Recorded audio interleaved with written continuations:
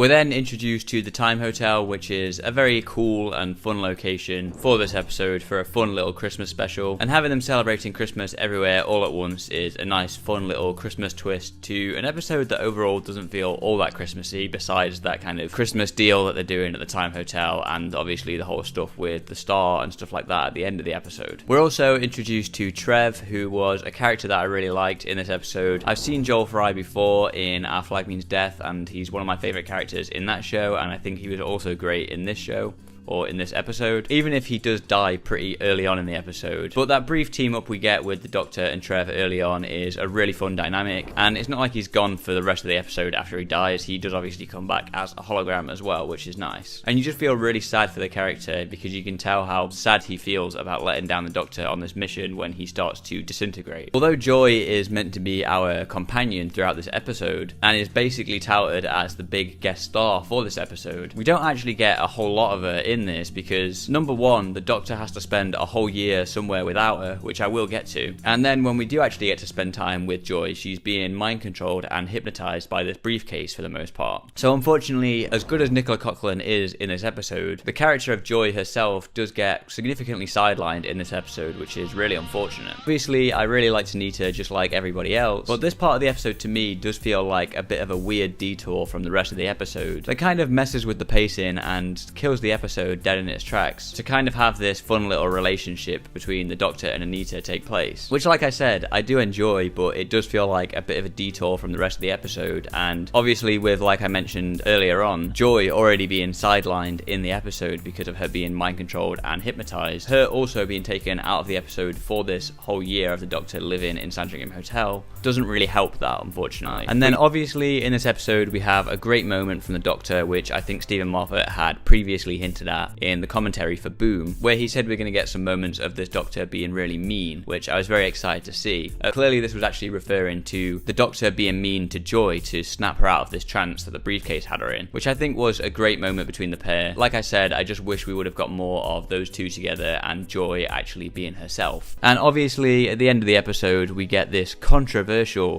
moment, but this big controversial moment in the episode is a reveal that the location where Joy became this big star was Bethlehem on the night Jesus was born, and it doesn't really go any further than that. Nothing, in my opinion, that was too controversial really.